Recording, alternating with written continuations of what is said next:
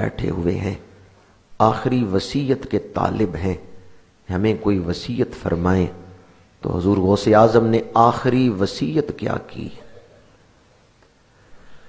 حضور شہنشاہ بغداد نے وصال سے پہلے جو آخری وصیت اپنی اولاد کو، اپنے مریدین کو کی، کیا آپ اس وصیت کو اپنے دل میں جگہ دیں گے؟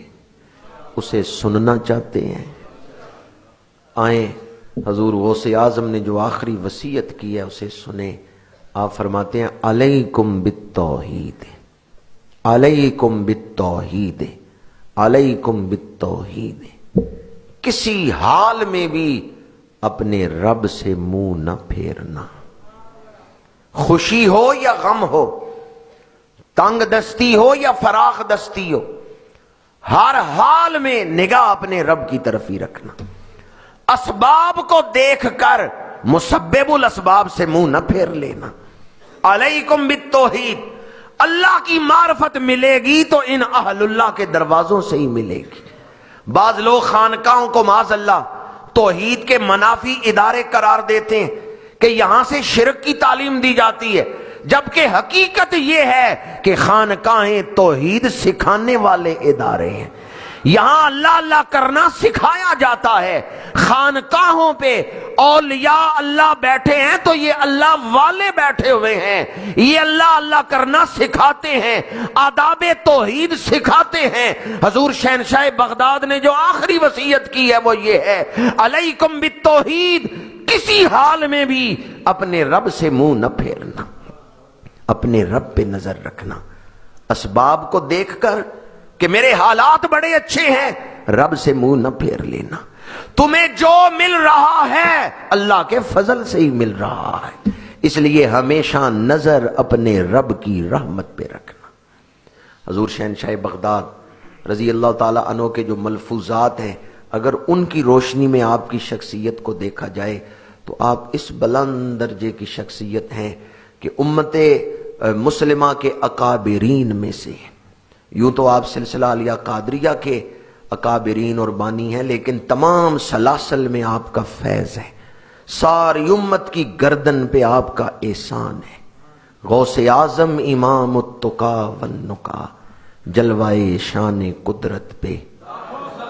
آج ہم اولیاء سے محبت کا اظہار تو کرتے ہیں، لیکن کیا ہم ان کی تعلیمات کو بھی اپناتے ہیں؟ آپ کی جو آخری وصیت ہے اس میں ہے کسی حال میں بھی رب سے منہ نہ پھیرنا، اور اس کی عملی تشریح میں آپ کے عمل سے ہی بیان کر رہا ہوں۔ حضور غوث اعظم فرماتے ہیں ایک دن شیطان نورانی شکل میں میرے سامنے آیا اور مجھے کہتے ہیں عبد القادر میں تیرا رب ہوں، تو نے بڑی عبادت کی ہے، میرا دل خوش کر دیا ہے، میں تجھے نمازیں معاف کرتا ہوں۔ کیا معاف کرتا ہوں؟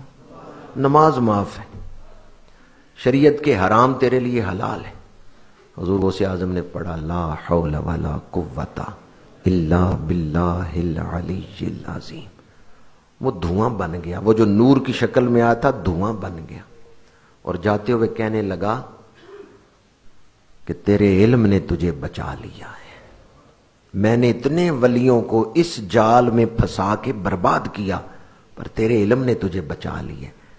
آپ نے فرمایا دیوس دفع ہو جا، میرے علم نے نہیں اللہ کے فضل نے مجھے بچایا ہے۔ توحید کی سمجھ آئی ہے آپ کو؟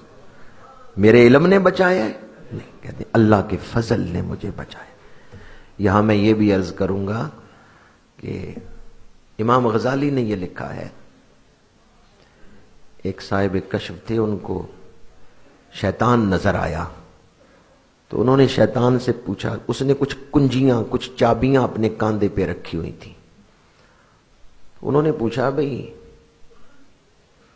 یہ چابیاں کیسی ہیں؟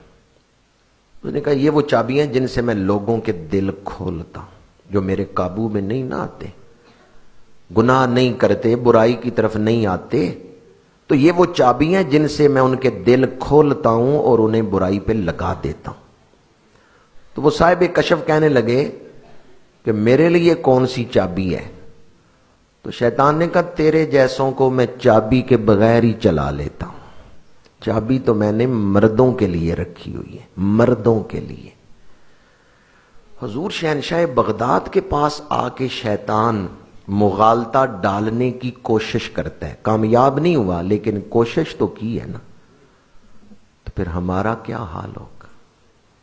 ہمیں کتنی احتیاط کرنی چاہیے، ہمیں کس قدر احتیاط کرنی چاہیے۔